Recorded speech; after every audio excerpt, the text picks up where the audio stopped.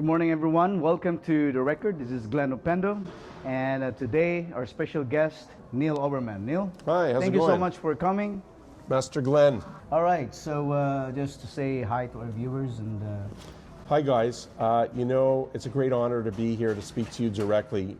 And I know I've knocked on a lot of people's doors, gone to your homes, and the first thing I do when I knock on somebody's door, I go, "How are you doing?" And I always get the same smile. Your community, I've always told you, is a great community. They came here for a better life. A promise was made to them. Come, work hard, be a good citizen. You'll prosper, you'll be safe, you'll be secure. But when I knock on the doors and they say, I'm working 2 jobs. I go, 2 jobs? It must be tough. He goes, yeah, it's tough. We have to decide. Are we going to put good food on the table or gas in our car? And to me, this is sad. It's not what the promise was. And it started because of irresponsible government. But the solution isn't complaining. You know what the solution is, Glenn? Mm-hmm. Taking action, making a change, bringing a positive outcome to a bad situation. And that, Glenn, is the reason why I've decided to run for Parliament. This is your first time running in the Montreal riding as an MP? Well, I have no political experience. I'm just a citizen like you. I'm a father, I'm a son, I'm a husband, I'm an uncle, I'm a business owner, and I'm a concerned citizen, and that's why I decided to put my hat in the ring. There is no doubt that every citizen has a right to stand up and be heard, and that's why I'm running for Member of Parliament in the Mount Royal riding on April 28th, 2025, my friend. Change is coming to our community. All right, so just give us a little bit of background on what you do before running this election. I've been a lawyer for 30 years. Okay. I've been a husband for 24 years. I've been a son for 55 years. And I've always been concerned about what goes on around us because I live in the same world as you do. And I pay a lot of taxes and I work very hard. And I don't like what I see. The last 9.5 years have been a difficult time for all Canadians. Doesn't matter whether you're Jewish, whether you're Filipino, whether you're Christian, whether you're Muslim, we're all suffering because of irresponsible government. So I decided that it was time for me to use my skill set to try to bring some good. Look, I'm gonna do what I think is right. And what I think is right, that we bring change to this riding, we bring change to both of our communities. Great. And in your writing, what you'll be promising for the Filipino people, and what you think the Liberal made mistake this I tell you, the Filipino people are proud people. They're hardworking people. They're friendly people. But they have to take their voice back. They don't need Neil Oberman to take their voice back. You take your voice back yourself. We should get Filipino people to run for government, Filipino people to run for EMSB, for school commissioner, Filipino people to run for city councilor in Montreal. You know why? Because your voice is yours alone. What will I do for you? I won't do more for you that you don't want done for yourself, which is be heard, be safe, and making sure that everything you're entitled to get as good citizens, you get. I don't want to talk about the Liberals. We already know what they haven't done. But here's what the Conservatives will do. We're going to make sure you're safe and secure. We're going to make sure that your communities are going to be safe for your children. You're going to keep more of your money. We're going to cut your taxes because right now you work, all the money goes somewhere else. It doesn't go into the good people's pockets. We're going to make sure that happens. And another thing, we're going to make sure we build homes. Why should you have to pay rent all your life? Shouldn't you have the ability to afford a home so that you can build a family, pass it down to your children? These are the kind of things that we're going to do as Conservatives. But you know what I'm going to do as a person? I'm going to listen to you.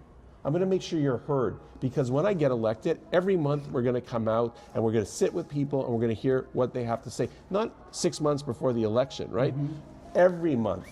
My ear is your ear. Great.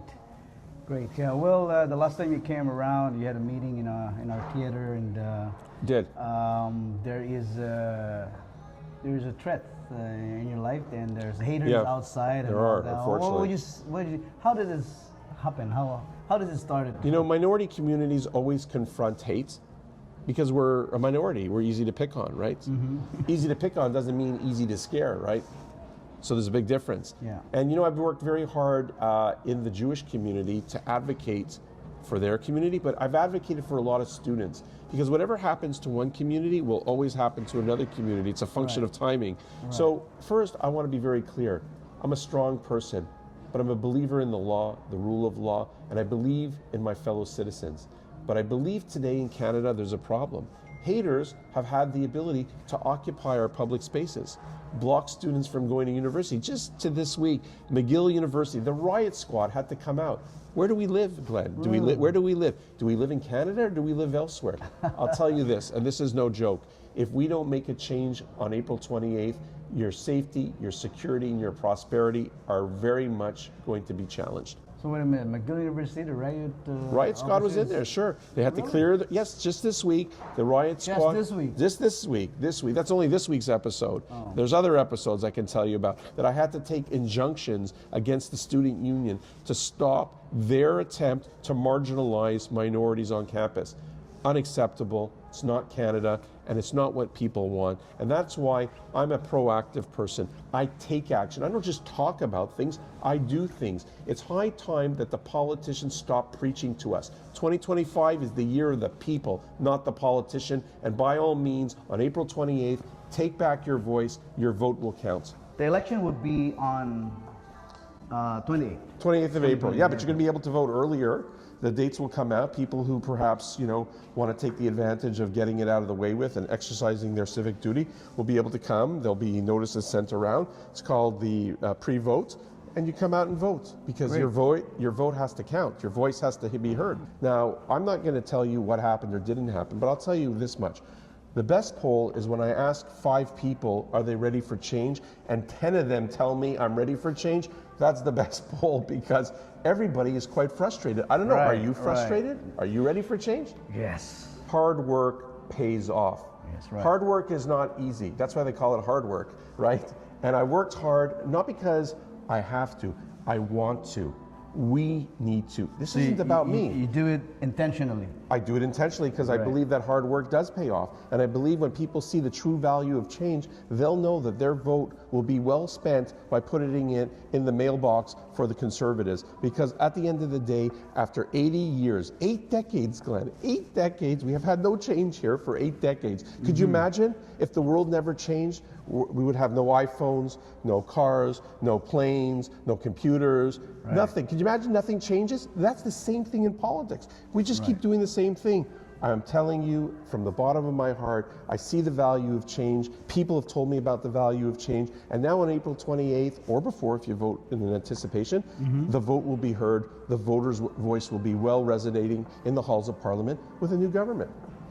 Okay, and I have to ask you this question because our community really wants to hear more of this. Sure. Regarding about the caregivers, I mean, our immigration right now, they're changing from time to time.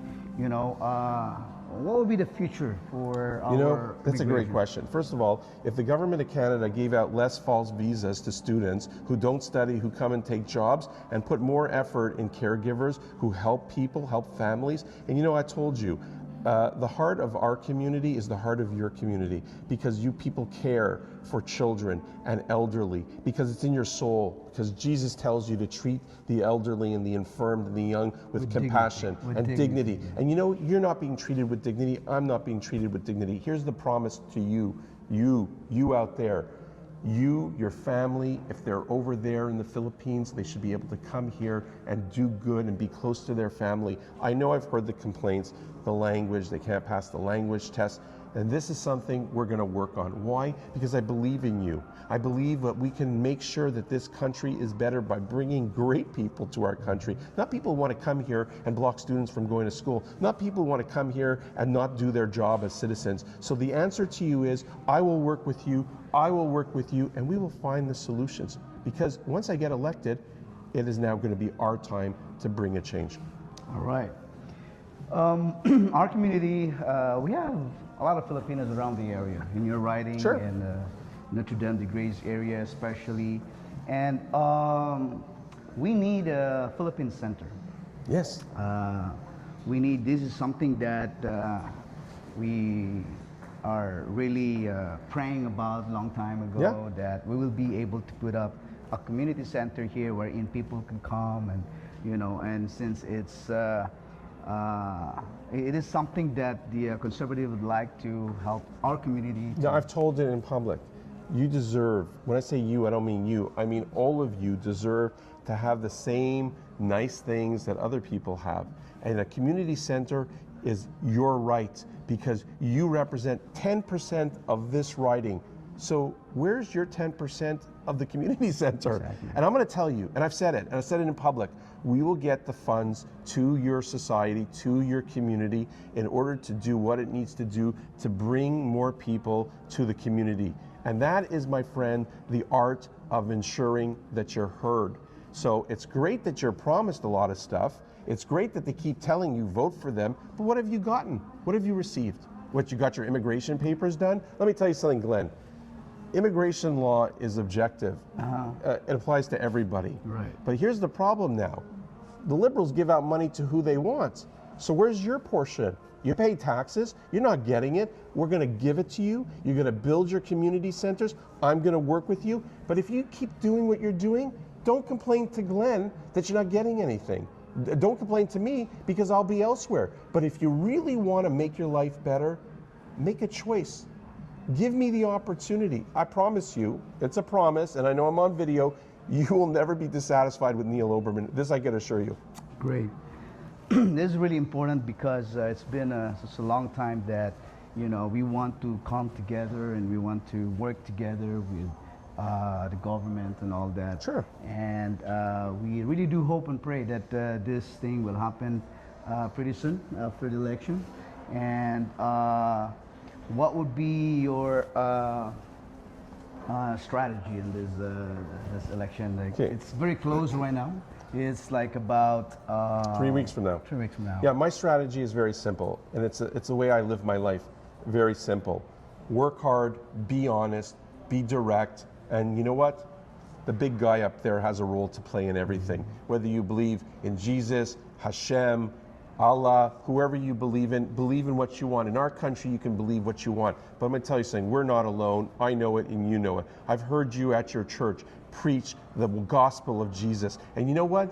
Jesus had the right pathway, and you've taken it. I've taken the pathway of another disciple, which is Hashem and God. But together, we know that having spirituality brings a great result. And that's why my pathway to success is your pathway to success. Believe in something, work hard, be honest, and that will bring the day. You can't rely on 10 years of I promise, I promise, I promise, and not deliver, and then say, oh, well, now there's an election, here's some more promises, and then you go, well, what happened? Did it materialize? We've talked about it. If your community, if you really are happy and are really satisfied and really think things are good, then by all means, do what you will. I don't tell people how to vote. I just say vote, but I can assure you on this. You lose the right to complain when you keep doing the same mistake over and over again. You know what? I've said it, I'll keep saying it. Your voice, your vote. No voice, no vote. But when you vote and you don't have a voice, you made the wrong choice. And while that's a catchy phrase, here's another catchy phrase. Do you want 4 more years of broken promises, a broken economy, unsafe streets, no homes for your children and your future, a budget that's been busted, or do you want prosperity, safety, security, and your community center? Because that's what you're going to get if you vote conservative, period. No discussion. That's what I'm saying, and that's what I'll do. All right, so last thing you want to say to our viewers before we end this I want to say I am proud to know many Filipinos. I'm proud to go to your events. I'm proud this weekend I'm going this Saturday to do some Zumba. Yeah, I've done it before. You can't tell, but this is a Zumba buddy. But in any event, I'm proud to know you. I'd like to invite you to exercise jiu-jitsu. I should, but you know, every day they force me on the road, and I'll tell you, I should take care of myself. But you know, I don't sleep 8 hours a day. And I don't work out 2 hours a day because I'm working in the real world. And you know what it's like. When you run a business, your time is very little. While I should take better care of myself, it's bad on me. It's because I care to be doing the good work. And I tell you, after this election, and when all the dust is settled, you will not have to worry about me. You will have my ear. I will stand next to you. I will stand with you. I will stand with your community. But I cannot do the job unless you give me the opportunity. And by the way, it's a job, meaning I work for you. You don't work for me. And by the way, I don't make the decisions. You make the decisions. I get the information. I take it and I make sure that something gets done with it. People obviously mistake that politicians aren't supposed to be making decisions. This is a big misnomer. Politicians work for the people. The people tell you what to do. The politicians figure out how to do it, as opposed to the politicians telling you what to do, how to feel, what to say, when to think. I don't believe in that, because I'm a person and I don't want to be told what to do. So that is my message. Our office is 4919 Jean Talon Street West between Victoria and Mountain Sites. Our office phone number is 514-603-5310. Come out to the office. Be part of the change. We need people for the day of the election. We have, by the way, lots of volunteers, but we'll take more, because the Conservative Party's message is one of inclusion, diversity, and let me tell you something, love. We love the people. We love the fact that diversity of our riding is the power that we have. So, my friends, don't worry. With us, you'll be fine. All right, so once again, ladies and gentlemen, this is Neil Oberman, running for members of the parliament in Montreal ridings. So don't forget, this April 28th will be the election. So once again, thank you for watching. This is Glenn Opendo.